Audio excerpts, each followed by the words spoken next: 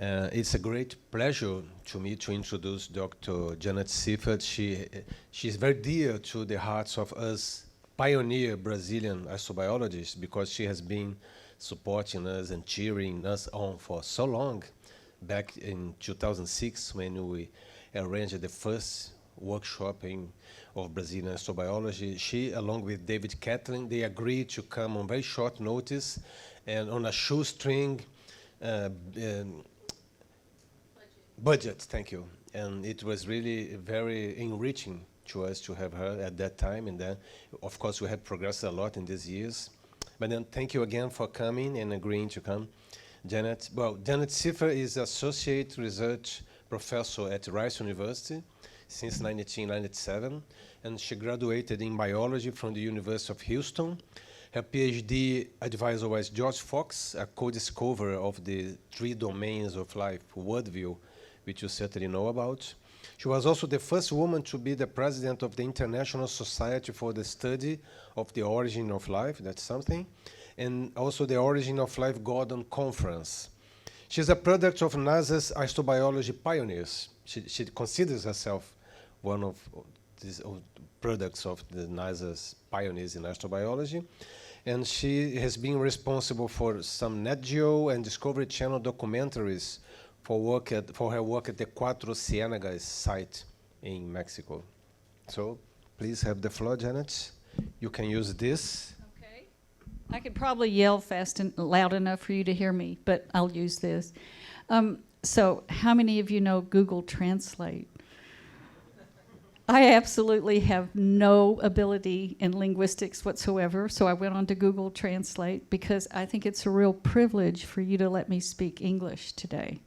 So I hope that what that actually says is that I am thankful for you doing that, and I'm very happy to be here. Okay, so let's get started. So the name of my part of this course is Lessons from Biology, Astrobiology's Past, Present, and Future. Today's talk is going to be about the philosophy of astrobiology, life as we know it or life as we don't know it. Okay, so this is the last talk of the day. Don't want you to fall asleep. Hopefully this is not going to be boring, but I'm going to go over some history. When you get to be my age, history actually makes a difference. And you get to think about how the historical events have shaped different things in your life. And I've got to tell you that history, along with power and money, have shaped the way science works. If that is a disillusionment to you, I'm sorry. Take it from an old woman, that's true. Okay, so we're going to talk about, I can't talk about any other kind of astrobiology other than what comes out of the United States.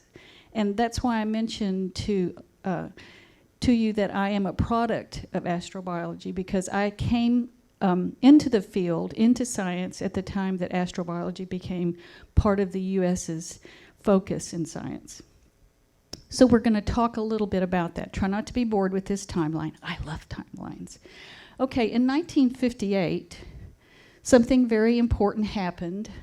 NASA was formed, and their goal was to look for life here, in different places, and elsewhere.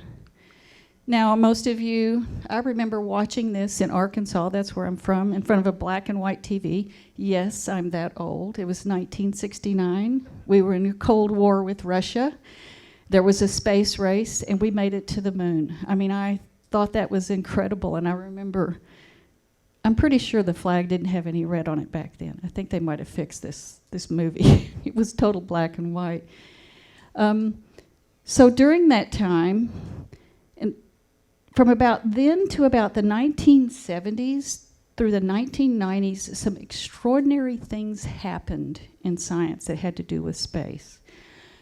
One of them was this discovery that all of life could be categorized into 3 categories, the 3 domains. And that was what my advisor in graduate school, that was what he and Carl Woese were co-discoverers of. There was an RNA world hypothesis that came out. And we also went to the moon, and we thought about, we actually had exploration for Mars. We had an interest in that. So it was the first time, then during this period, that there was a connection between space and what we now call astrobiology, but in the US it was called exobiology. Now the thing you got to realize is the US put a ton of money into space missions, almost no money into exobiology. So anybody that wanted to think about how life evolved on this planet or what we might be looking for in another planet was basically unfunded until this period of time. And one of the reasons why this became so important for pure scientists working on origin of life was because Czech and Altman, in I think the 1970s, won the Nobel Prize for finding the ribosome. How many of you know what the ribosome is? Only one? Two? Be brave. Do you know what the ribosome is as opposed to the ribosome? I'm going to tell you what it is. Ribosome, you know what DNA is? You know what protein is? Well, DNA is the storage mechanism for information, right? Proteins do what? They do work. You know, you have them in your detergents that you wash your clothes. RNA is the middleman, the messenger. And what Czech and Altman discovered was that you could have a piece of RNA that contained information, but also could do work. So make sense? So if you're Czech and Altman and you want to understand the origin of life, and you know how every organism on the planet uses DNA, RNA, and protein, what do you think? That's pretty cool, right? They say we've got the original molecule. If any of you have heard of the RNA world, that's where the idea came from. Make sense? All right, so then, as I mentioned, there were the 3 domains from Woese and Fox, which was, I'm old enough to remember in science classes as an undergraduate, this shows you how really old I am. We had 7 domains. You had plants, you had animals, you had fungi, you had Monera. That's the way we categorized everything. Charlie loves to categorize stuff, right? Did you learn, were you old enough to learn that? Oh. What did you learn? Well, I mean, Lynn Margulis talked about the 5 stages of life, right? Yeah. And that was the guy at Cornell who did that. But I've always been a phylogenetic person.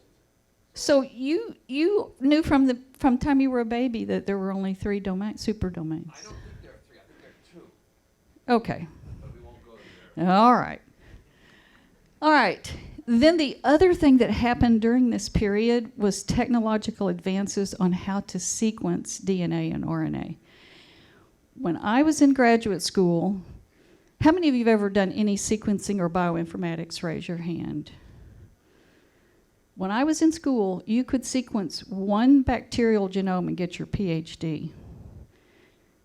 How many bacteria? How fast can you actually sequence a bacterial genome now? Do you have any idea? In days. Think about that. I mean, you would never be able to get a PhD by sequencing 1 genome. So the whole ability to be able to sequence the main information molecules of all of life on the planet was a huge, huge progress forward.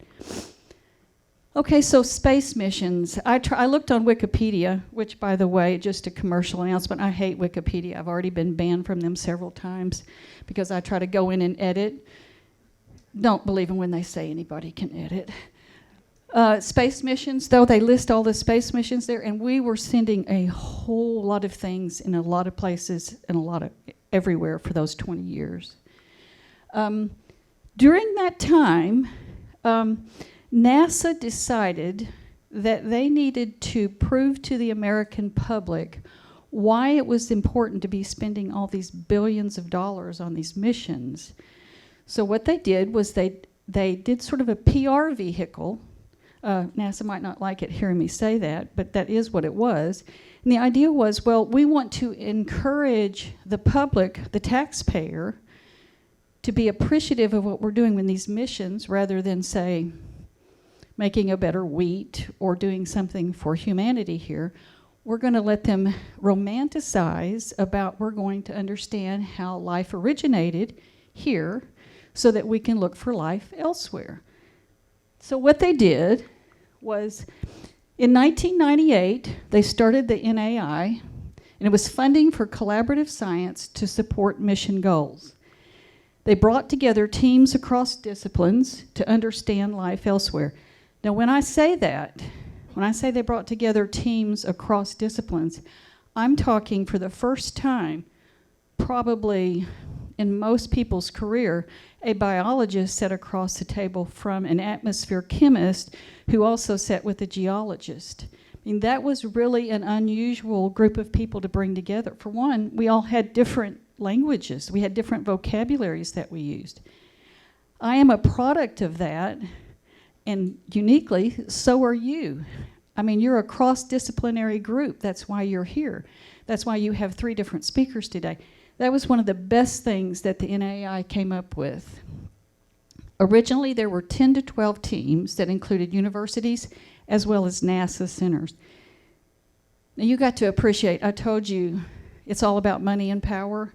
This was the first time that this group of people that were looking for life from the pure biological, biochemical side,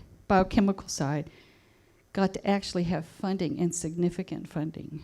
So this was you talking about a race for the money. This was a race for the money here. It eventually included international partners, which was a part of how I got to meet Gustavo. I mean, the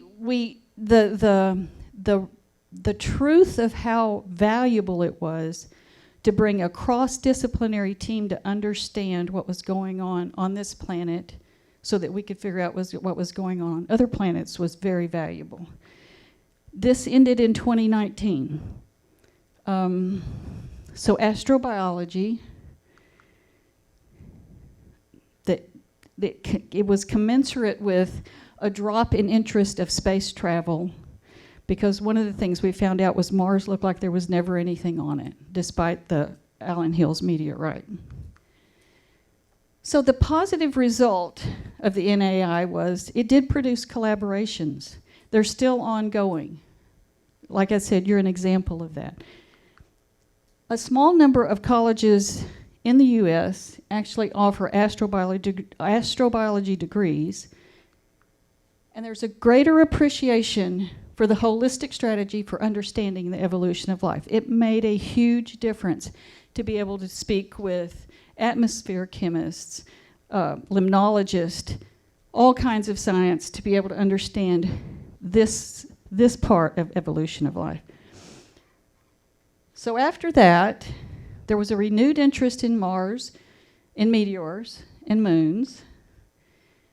So now you get to answer these questions. What factors do you think contributed to this renewed interest? What was one of the key things that made us think we could understand how life evolved if we just tracked something? What would it be?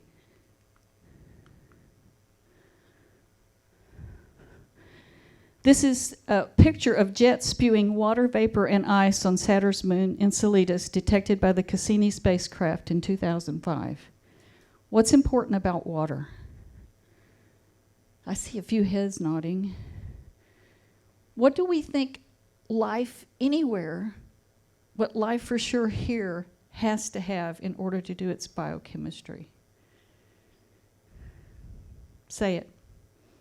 Water. So that absolutely drove the way we started thinking about how to look for life. And it drove us to understand how life happens here if there's a small amount of water. What other factors might have contributed to the new interest? Well, hate to tell you, but it was money. So space and economy makes a difference. You know, you came here thinking you were going to hear about geology and you were going to hear about, space missions. Like I said earlier, it's all about the money. So, of course, I'm sure you're familiar that now we have lower costs for space travel, right? Did you know that if you mine a small metallic asteroid, only 1,000 meters wide, this could provide industrial metals and platinum valued at, you know what that number is? $4.5 trillion, one meteorite. So rather than, this is how astrobiology started changing, rather than us concentrating on life as we know it elsewhere, money came into the picture. So we found out that we could actually mine asteroids. Another example, the larger asteroid, 16 Psyche, contains iron, nickel, gold, and platinum. Do any of you know what these precious metals are used on? How many of you have a cell phone? How many of you had a catalytic converter in your car? This is big money. And so what happens is, some of the good things about this kind of approach is that these mining of these minerals and these precious metals means that you're going to do damage to the planet itself. It causes all kinds of problems with recycling and waste and things. Supposedly, this takes care of that. There's enough iron nickel to cover world's needs for millions of years. Now, there's some problems with that mining. Can you think about any of the mining problems? I got tickled when I was researching for this, and I was looking up these numbers. I was thinking, what in the world what's driving NASA and all these private industries to even consider doing this? I mean, you heard Hervé's talk this morning. What a wonderful thing that was with when that spacecraft hits the ground, jumps up and goes 2 kilometers away, and doesn't fall off that comet. I mean, that's incredible. So why would all these private industries and NASA be interested in doing this? It seems like it would be hard to do. Well, I guess in their business model, it looks like it's favorable, and there's other legal implications that we're going to talk about in a little bit. And the other thing, of course, is the search for other habitable planets.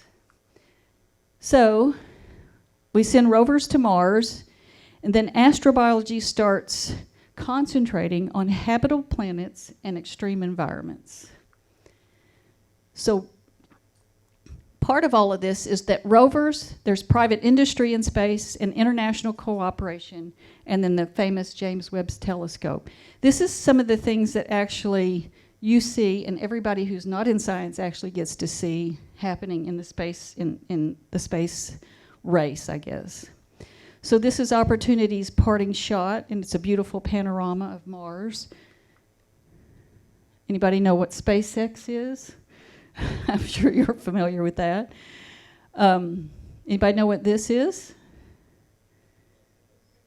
International Space Station. So the Space Consortium has become an international endeavor. I find this graphic absolutely just amazing. I give some public talks to people, and it's surprising. They know all about James Webb. They've seen those pictures, but nobody has any idea where that thing is out there, way past Earth. I mean, our technological ability has just is just incredible. So the problem now, not only have I disillusioned you by, it's not just the romance of us wanting to find life elsewhere, it's also now a matter of competition. So we're all going to the moon. I remember sitting in a panel about 15 years ago where somebody said, well, are we ever going to go back to the moon? And the whole consensus was, no, there's nothing there. Why would we go back to the moon? These were scientists sitting around. Well, we're going back to the moon, as well as China is going back to the moon. They have an International Lunar Research Station project with Russia. They're in development of a Mars sample return mission and a Jupiter probe for launches around 2028 and 2030. Those numbers scare me, 2028 and 2030. I think that sounds like we're in another science fiction movie. And then in human spaceflight, China is constructing 3 module space stations by the end of 2022. They're also looking for the dark side of the moon to actually colonize. Now, I don't know what you think about this, but when we're talking about colonizing the moon, I don't think that anybody thinks we're going to do it because we just hope people go there and live. It's happening for one reason, and hopefully you understand what that is. What are we going to do? We're going to mine those asteroids. We're going to find a way to do that. So it's a jumping off place. India is in the running for this competition. Do you know who is the biggest? I think it's still the case. India puts more satellites into space than any other country. They do it for many other countries, but they put a lot of the satellites into space. Their historic first spacefarers are supposed to orbit in 2021. That clearly didn't happen.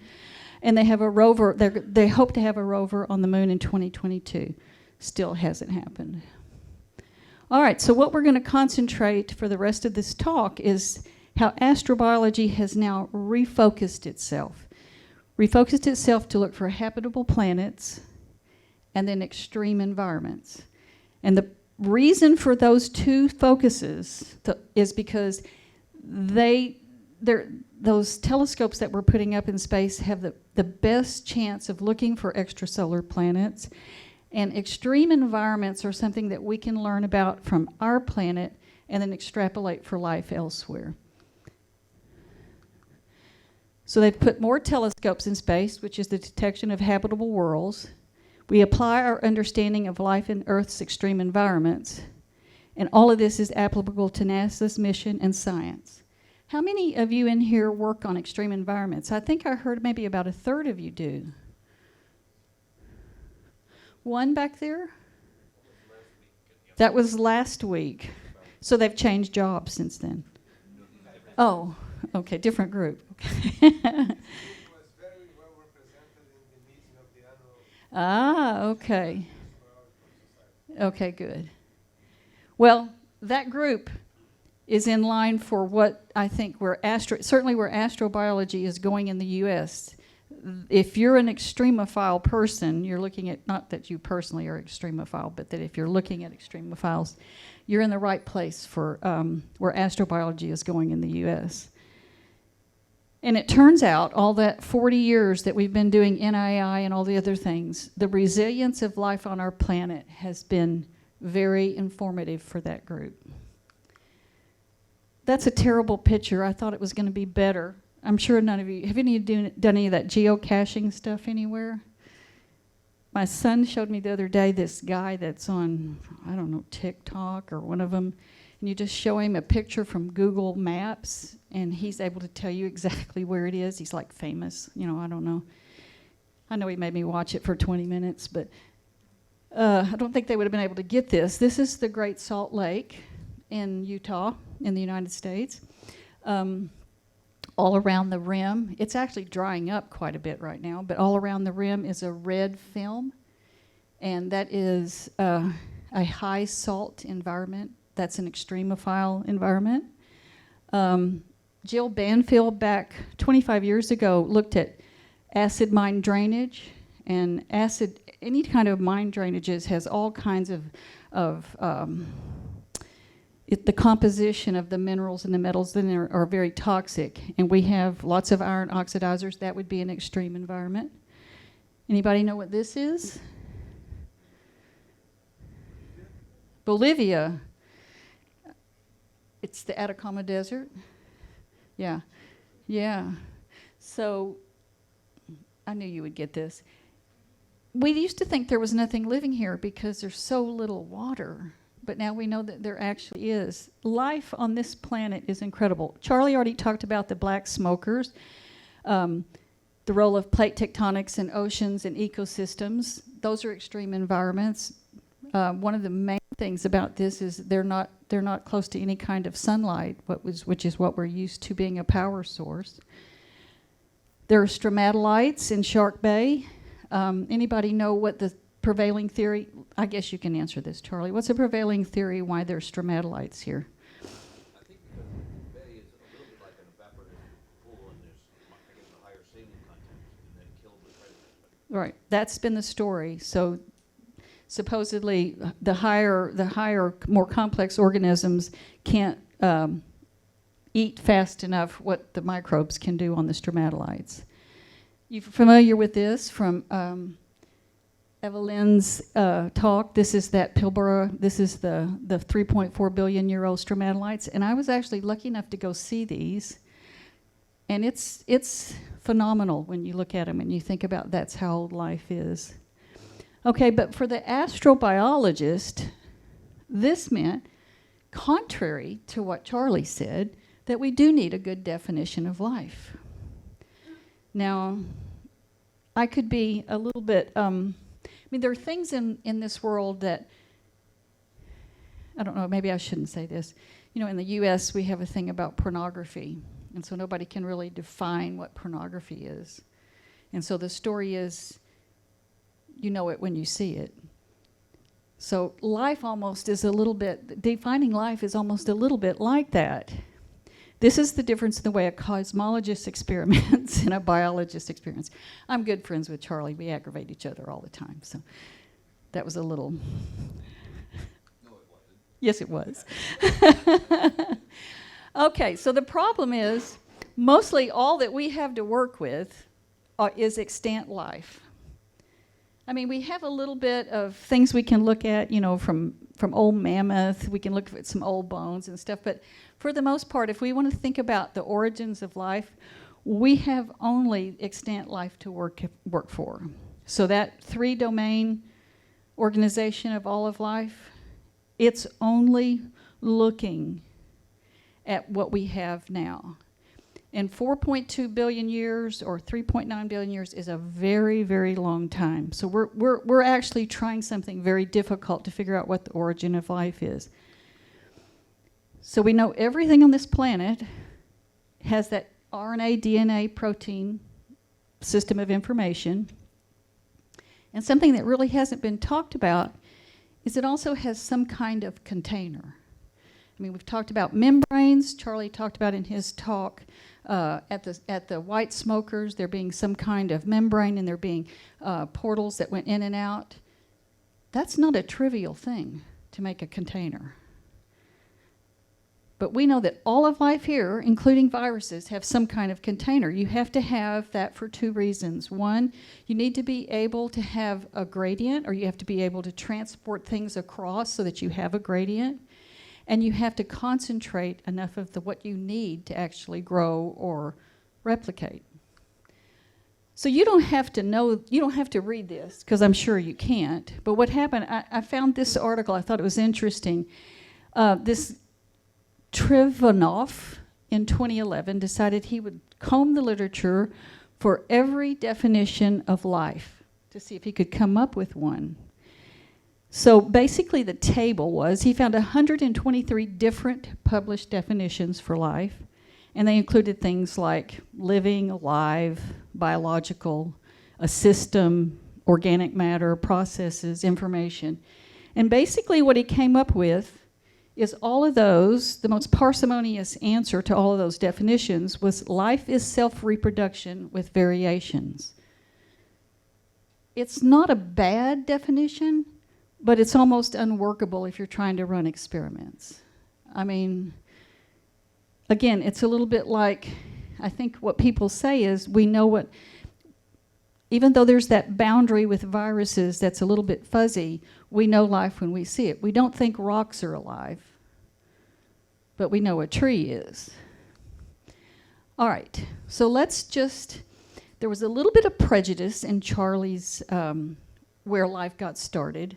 There's actually more than just his opinion on that hot smoker place or the surface of hot springs. There are several current theories on how life got started here. One of them is Panspermia. What does anybody, you know what Panspermia is? Anybody want to give me a definition?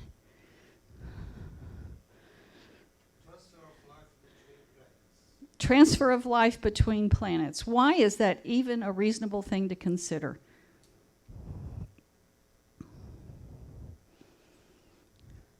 Huh? What? You got a rock that's going to hit the Earth. Yeah, so what are those rocks that hit the Earth?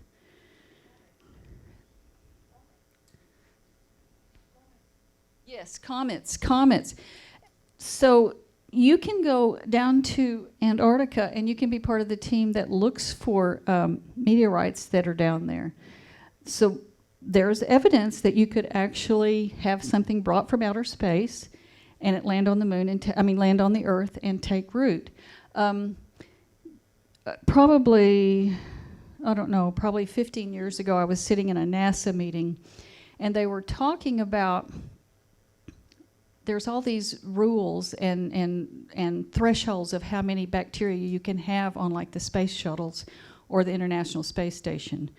So what you got to remember is every time somebody new goes up there, they bring everything with them, and then everything that they let go of while they're up there is still up there, and there's no way to open any of the doors. So it's constantly being fed new organisms, new bacteria. So they've had to up how many colony-forming units they would allow in the International Space Station, because we just keep getting more and more and more. So not only did they find them inside the space station, but they found them between the glass, the two, when they would have where the glass was, the two pieces of glass, and sometimes they were on the mechanics outside the spacecraft. So it's not a wholly, it's not totally unreasonable to think that's what happened, but it pushes the philosophical argument back farther, because now you got to figure out where that came from. It does solve the problem of just, although 4.2 billion years seems like a long time, this is really a complex world we have with some very early things obviously in place. So it helps solve that problem. I'm sure you've all heard of the Miller-Urey experiments, which means that you have something like lightning that actually hits some substrates and causes life to start. Life on clay. This was clay crystals preserve their structure as they grow and stick together. This forms areas exposed to different environments and traps other molecules along the way. And that organizes them into patterns, much like genes do now.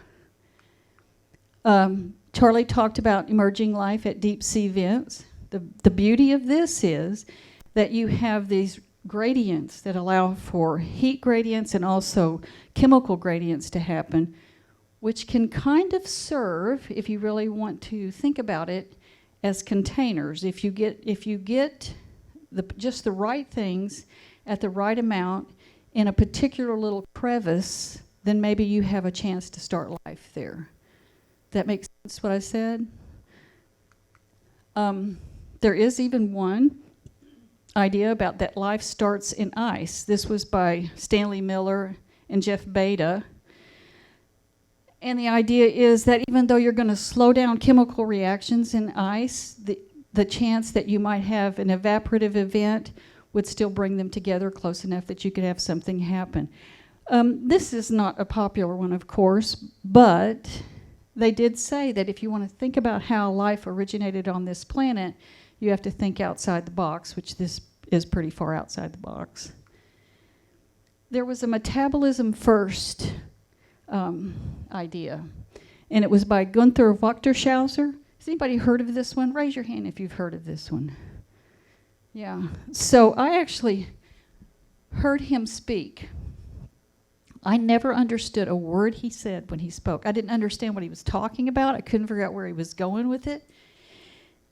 And I'd read his papers, and he got up to speak, and he was using a projector, and the projector light went out. So now he doesn't have a PowerPoint. And everybody in the audience was like, oh my gosh, we're not going to understand anything he said. He actually did a better job without his PowerPoint. But basically, it's an autotrophic origin of life, where energy flux provided by chemical reactions happens at a liquid-solid interface, and it causes carbon fixation. So it starts from a metabolic standpoint rather than an information or a vesicle standpoint. I don't understand this, but this is the way he envisioned it. Okay, so then we come to the RNA world. Now, the RNA world has been the premier, it's been the premier way to think about how to accessing the origin of life. It doesn't tell you that much. It tells you almost nothing about the environment where the origin of life happened. But it's taking advantage of the fact of these commonalities among all life, that RNA, DNA, protein thing, and the fact that you can have a ribozyme that can do both of those. So it's using the logic that you start with an information molecule that can do both work and hold information. And basically, it's extremely valuable in the laboratory. There's been lots and lots of work done with RNA in the laboratory that's had medical applications. So it's evolution in a test tube that actually works. The problem with this is you have to create the environment in that test tube that's very specific. You also have to have huge, huge, huge numbers of variations in order for the selection process to work. So before, when we said the definition of life was able to have the differences among the individuals or among whatever it is you're looking at, this, when we're talking about, I mean, huge, huge numbers, so something can be chosen as the best selection for a particular job you're asking it to do. This fueled the origin of life work for probably a good 15 years. Gerald Joyce, Charlie mentioned Jack Szostak. There were many people. Jack Szostak is really the only one that said, well, you know, this is all well and good. They had kind of pushed how far they could make RNA do something. And the idea was, the first step was to try to make it copy itself. So they pushed it about as far as they could push it that way, and he decided to try to include it into vesicles, realizing that you have to have some container in order for this to work. The thing about this is, and this was a graph off of what he did, he managed to get the vesicles to mechanically separate and to have RNA in them. But again, it's a false environment that has a whole lot of recipes that have to be included in order for this to work. The latest iteration of this, and I think this is getting closer, is that you can have spontaneous peptides form. So the latest iteration of the RNA world says that you don't just have RNA, you also have small proteins that associate with it to help guide. Now, this is just a timeline to give you an idea of what we're talking about. So, of course, the formation of Earth, Charlie handled that. The stable hydrosphere, I mean, maybe or maybe not. Prebiotic chemistry, the pre-RNA world, the RNA world, the first DNA protein life, and then the diversification of life. So this is the RNA world, the current theory that you have these pieces of RNA, but they're associated to proteins that help do some of the work that's necessary to get more complex molecules. So what about life as we don't know it? Has anybody ever thought about that? Life as we don't know it. So one of the main, I mean, when we get into astrobiology conferences and origin of life, we argue over how to define life. And then the other thing that we argue about is, well, how do you know life if it doesn't look like what you're used to? So what are the possibilities? I mean, how can you even think about what the possibilities are? Well, the trick is, I think one of the strongest argument is that no matter where you are in the universe, you have the same set of, you have the same periodic table that you have to look at. I mean, it's the same. So the fact that on Earth we use carbon, nitrogen, phosphorus, and oxygen and hydrogen, those elements are some of the best to do the job that they do here. So having some kind of life that doesn't use those is possible, but it doesn't seem like it would be the best choices. So clearly you're not going to be able to read this, but this is an overview of hypothetical types of biochemistry that we might find. So for instance, let me read it to you. Alternative nucleic acids, so something different than the nucleic acids. We'll talk a little bit about that. Alternative chirality biomolecules. This is also an alternative biochemistry. Perhaps you have ammonia biochemistry instead of water as the solvent. Arsenic biochemistry, that's another alternative biochemistry. Borane, same thing. Cosmic necklace-based biology, have no idea what that is. Non-planetary life, surely.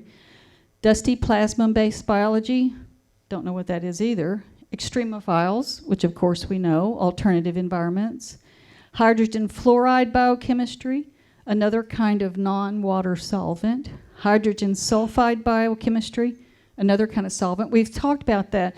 A lot of planetary scientists actually think about hydrogen sulfide. Methane biochemistry, that's another non-water solvent.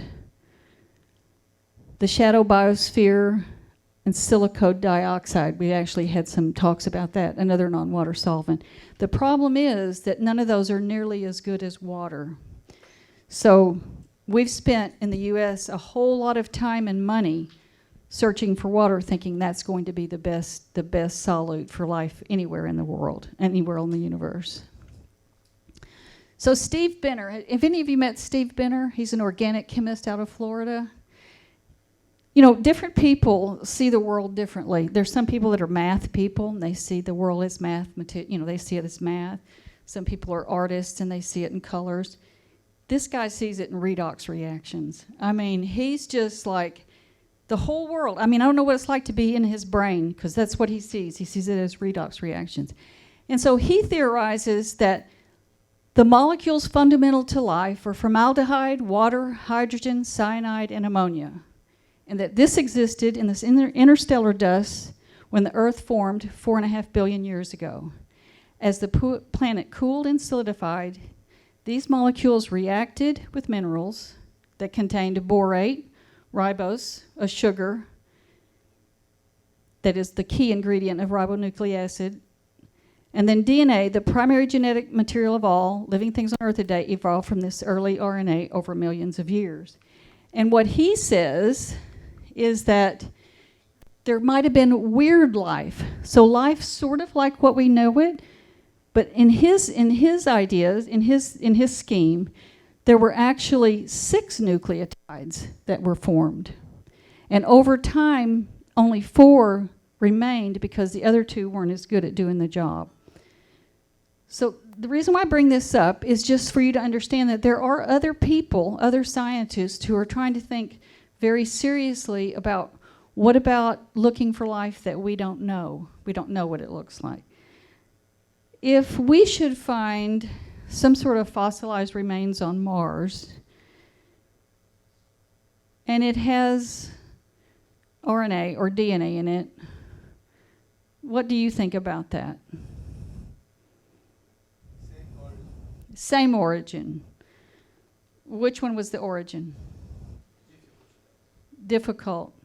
I mean, is it interesting to you if we find, if we go there and we can find DNA that or RNA that's just like ours? Is that an interesting result? Moderately. How are you going to do so? But what else are we going to look for when we go to Mars? I mean, we're going to look for something just like what we have here. So how in the world are we going to look for something that's not just like here? That follows for any other planets that we might happen to look at. So I think I'm almost done here. We're going next, this was just sort of an overview. Tomorrow we'll look at astrobiology from the bottom up and the top down. But I did want to show you this. This is an origin of life cartoon. It says 3,562,398,027 years ago. 2 amino acids drifted together. 6 seconds later, they drift apart. 482,674,115 years later, 2 amino acids get back together. That's the problem of studying the origin of life. That's it in a nutshell. I mean, you have to have the right environment. You've got to have the right substrates there and the right energy that come into the system in order to understand how the origin of life started. And tomorrow and the next day, we'll actually talk about a little bit more about that. So, questions? Anybody have any questions?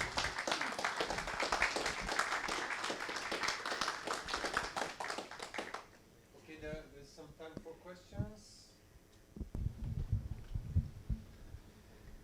So if there are other options to water, important to develop life, so why the definition of a habitable zone is depending on water, liquid water? Say that again. I didn't quite understand that. Say that So again. you mentioned that water is the best way to Yeah. develop the best. It's the best solute. Yes. Yeah.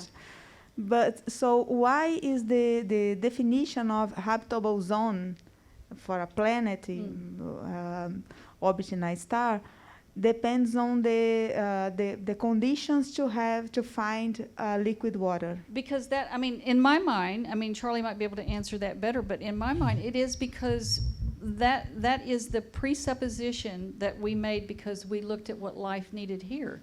And you have to have some kind of solute for biochemistry to act in. And that is a wonderful solute, and we have it all over the universe. Did you have a better answer to that? I mean, I think it's a presupposition that drove the science. I don't think it's a bad supposition, but it certainly is not going to account if there is some other solute on another planet that, or you know, an extrasolar planet somewhere else. I mean, I have the feeling that in our solar system, you know, there's too much stuff going back and forth. If we find life, it's going to be like this. You know, we're going to have to look somewhere else. That's just my personal prejudice. But who knows on another, you know, solar system somewhere else what might be the solute? Do you have anything to? Well, one idea is if you say, if you think that life needs a liquid to evolve, then I believe the most common liquid in the solar system is water, and that's true not only for our solar system, but for the entire universe. So if you need a solvent, the most abundant one, even, let's suppose that, oh, you know, HF is good, and this, if they're all equally good, probably 80% of life would be in water, even if they were equally good. Just for sheer, Just you because know, of abundance. Just abundance, just choice. I mean, you could ask why there's water, I guess. Why? Because H is the most abundant element, and O is the next one that's not a noble gas. There you go. So, Remember, you can ask your questions in Portuguese and we'll get them Yes. translated. We have plenty of time, so think it up.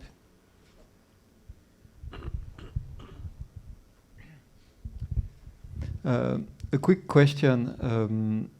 Can you elaborate about the reason why NASA chose astrobiology, why the term astrobiology, while for decades people were using exobiology? I think that's a great question. So it started out as exobiology.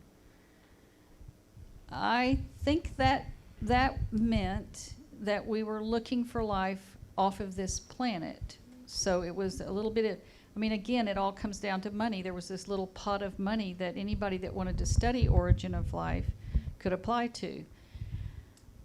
So I might be a little jaded, but I think astrobiology sounds kind of cool. It was a term that was used a long time ago, and I think they were looking for something that would be a good PR. You know, how many times, if any of you wanting to be astrobiologists, raise your hand. Okay, I'm going to warn you right now. When you go somewhere and they say, what do you do? And you're going to say, well, I'm an astrobiologist. Get ready to just answer a whole lot of questions because nobody knows what that is, and I don't even know how to explain what that is. I really think they went back in the literature. It's an old term. I don't remember actually how far back it goes, and I think it was convenient to use to explain what they wanted to do. It was astronomy and biology and all together, and it was kind of a sexy thing. There was a decade of bioastronomy. Yeah, but I don't know what happened to bioastronomy. I don't know what happened to that. I mean, so there was like he said. So it was what I might not have gotten across to you really well. There was the politics and money has driven science for the most part. That doesn't mean it's bad. It means there have been some really wonderful things that have come out of it. And during the period when I was in grad school and came into the work field, that was the time when astrobiology was at its height. I mean, we were having international conferences. We were working together as teams. I mean, it was really a vibrant, exciting time. I don't know that NASA really realized how that was going to function. It was fun to be able to talk about. It's great to talk about the RNA world. I mean, I love that. I think that's great to think about and great to do experiments. It's handy to do experiments. But don't you need to know what the geologists say was happening, you know, back at the origin of life? So this was the first time we had that opportunity to talk.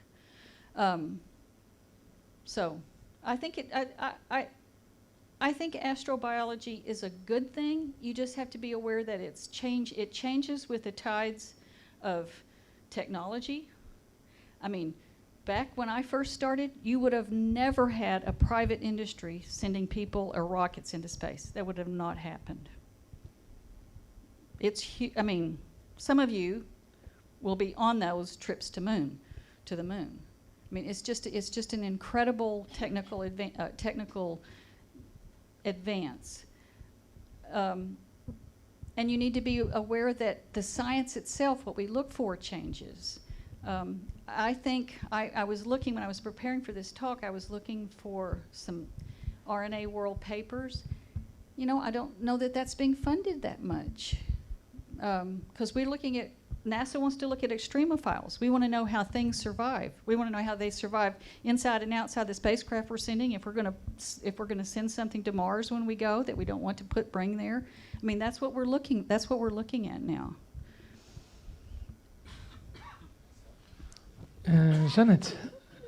Janet, here. Yes. Yeah. Yes. Just for curiosity, because you show about the Panspermia, that the idea of the Panspermia is that the main ingredients for life would be brought to Earth by comets or asteroids or something like that, but not the life itself. Is that right? And why not? I think it can be the life itself, but you bring up something. Does anybody know sort of what his question prompts? Yeah.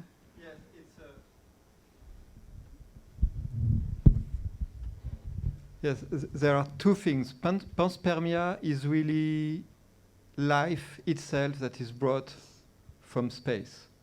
The idea that organic molecules can come from space and may contribute to the origin of life, it's another thing. I think you don't want to mix the two terms. People that are promoting panspermia, the fact that life itself can be imported from space, sometimes my feeling, because I'm working in this field, they play on the confusion between the two.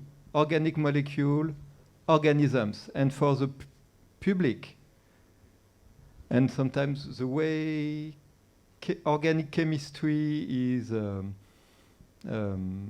brought to the people, there is a confusion. You can have organic chemistry without any life. But if you ask to some random people in the street who has not a background in science or chemistry, they say, oh, carbon, it's life.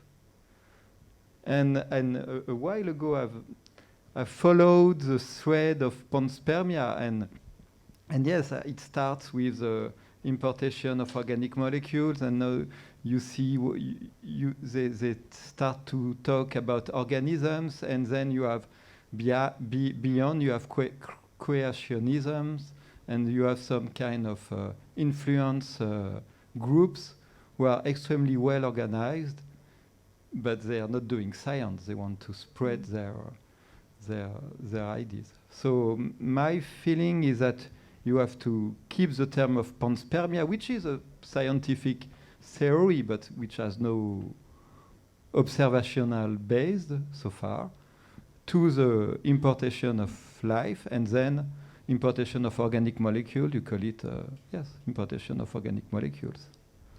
Well, in panspermia, I mean, you think about it, no matter if you are delivering something from space, the place where it's being delivered to has to be receptive of that. I mean, you can't. It's extraordinary how we can. I was telling Charlie this. You know, in Texas we have a lot of oil wells and there's a lot of spills around them. So there was a push by the oil industry to create in the laboratory organisms that would eat the oil that spills around there. So they did this massive amount of seeding them and then putting all these substrates down so they would do, and they did absolutely nothing. I mean, they didn't live, they didn't survive. But after 10 or 15 years, the normal population that could utilize the carbon actually then started blooming and took care of the spill. This is something that, this was engineering something that is very common here. This is not taking something from space and just, landing on a barren planet and finding its way to continue. I mean, that's a whole nother issue that panspermia, you never really hear people talk about.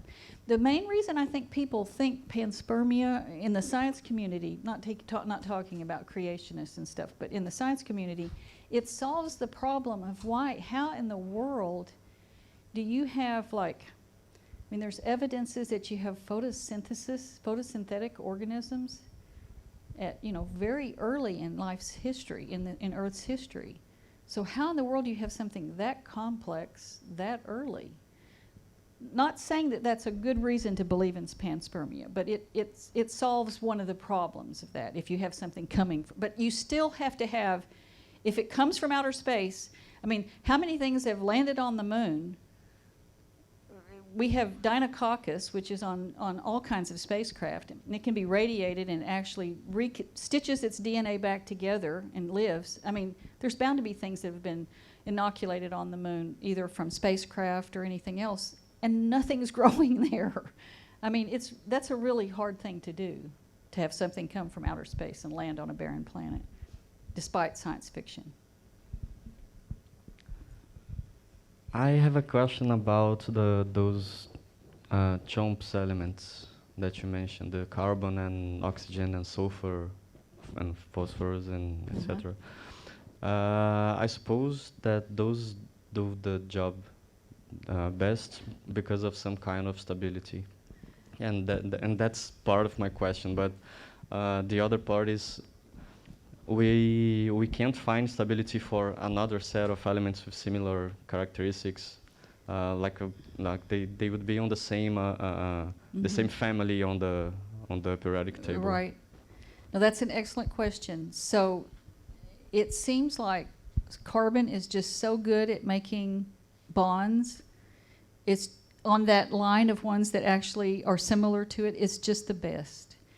Now, I guess you could make an argument that maybe those elements were chosen early and they just got carried along because things got so complex and it couldn't change.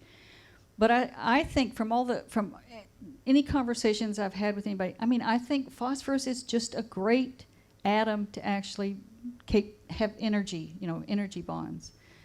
Oxygen is, I mean, these are just they're great tools to make molecules that support life. I mean, and I guess you could supplant them with others, but it definitely hasn't happened here.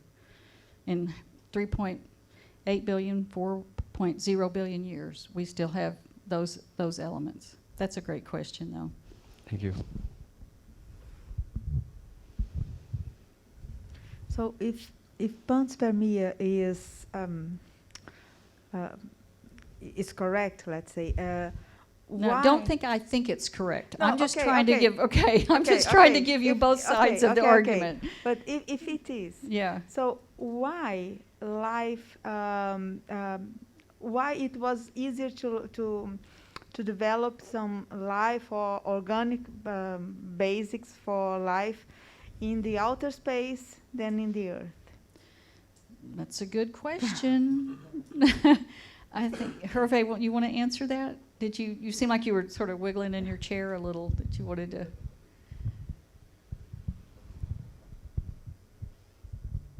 to. Well, I will address that in my two next lectures about the organic chemistry, how we understand organic chemistry, how we can start and take place in space. And actually, you observe organic molecules in the interstellar medium. Yeah, well, now coming, it's probably a mixture of chemistry and the Earth. I don't see how life can emerge somewhere if you put the reactor aside. And something for sure, there is life on Earth. And when you look in the solar system, the Earth environment is different than the other planets. It has an activity, it has a way to reprocess the surface, probably process the chemistry in the atmosphere, in the ocean. So, well, I hope that in a few days you have a better understanding. But I don't understand. Yes, if you say life has been brought from space, you don't solve the problem at all.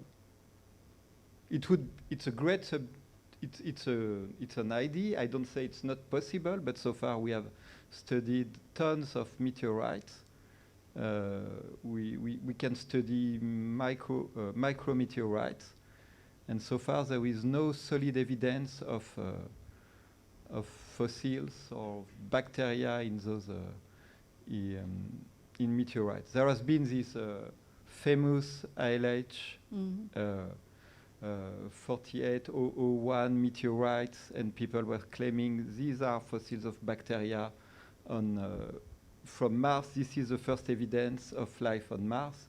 And then there have been so many people working and saying, no, it can be synthesized abiotically and from this condition. And yes, now the scientific agreement is that the proof is too weak to conclude that it's from life on Mars. And maybe, I always wondering, maybe in 50 years, if we have evidence that there is life on Mars, there has been life on Mars from other evidences, we can come back to this meteorite and say, okay, yes, now we know that for sure there has been life on Mars. We can say that in this meteorite, it's a fossil of bacteria, but it's not enough to get to the conclusion. I mean, I'm sure both he and Charlie will talk about this, but I mean, we live on a planet that has they use that term Goldilocks, but it's Goldilocks, just the right place for a lot of reasons. I mean, the fact that we can recycle, we have plate tectonics, and we're heavy metal. I mean, we have lots of metals. We're just in the right place. We have the right kind of sun. I mean, I'm sure Charlie will talk about these extrasolar planets. I mean, don't we have the type of sun that we have is not really, I mean, it's sort of non-conforming to what we've seen in other extrasolar planets and systems, right? But that's probably a selection effect.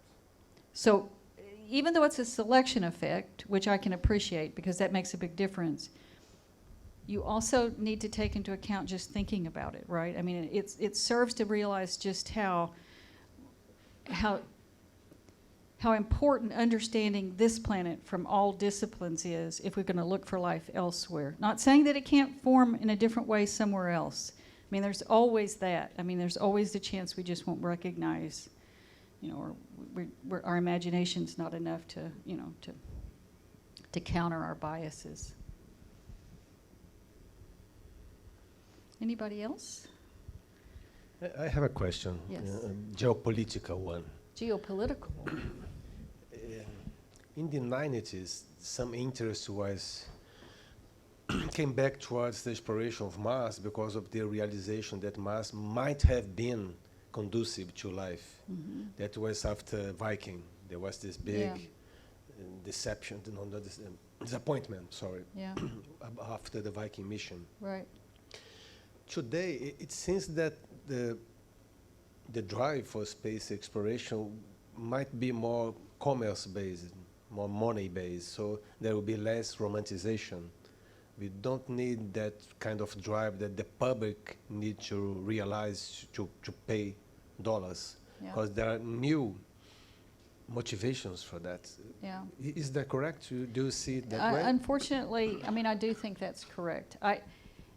So I'm a believer that change happens. I mean, I think where we are now may not be the same place we will be in 2 decades. I mean, did any of you think we were going to have a pandemic that was going to shut down the entire globe for 2 years?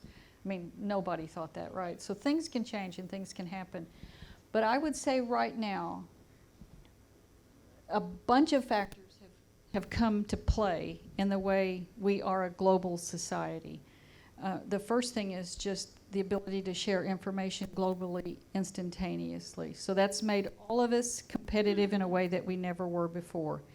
And just like these TV shows that are supposed to be reality shows where there's alliances all over the place, that happens all the time. I mean, it's just the way humans interact with each other. So right now, this is partly just my opinion, but I do think I've kind of tried to show you how it's true. Right now, it is about commercialization. I mean, we're going to, we've got Captain Kirk going into, outer space on SpaceX or whatever. It's about, it's just about the money right now and the politics of it and who's going to get there first. One of the things that I was going to mention a little bit later, and I don't know how many of you, are there any lawyers in the group? Ah, you laughed, huh? But think back, back when Europe was exploring the world and colonizing the world, who owned different parts of the world? Well, who owns the moon? I mean, who we're going to be competing for who gets to land on the moon and makes a colony so that we can start for the asteroids. Well, who owns that? I mean, the Pope owns it. Well, we have the answer there. That's good. I mean, that sounds trivial, but we're sort of recreating situations that happened a long time ago without much thought of shouldn't we have learned something here? I mean, shouldn't we be thinking about this? But what we're really doing is we're competing, which, there's a good side to that. The competition between NASA and the private industry has created technology that probably wouldn't have happened if we didn't have the people with the visions and the money and the time to disregard all the rules, right? Competition / cooperation. That's right. The human genome, I'm sure you know the story. There were 2 groups that were trying to sequence the human genome. One of them was Francis Collins, and he was doing it through the standard venues of getting funding, and it was taking a long time. You remember there was another person that actually started competing with him, and it looked like he was on track to actually get it done way faster. So that's just an example of, I think, what's happening in the space industry. That doesn't mean that astrobiology is not viable. That's what I was trying to tell you. I mean, there's a legacy from that is wonderful for the scientist. You need to be able to talk to other people that are not in your discipline. It helps you actually think beyond what you might just sort of be pedantic in knowing. So it's valuable. And it also, we're informing, this whole idea about extremophiles is informing what we're going to look for on other planets. So, yeah. Don't be discouraged. Just follow the money. We won't. Let's thank Janet again.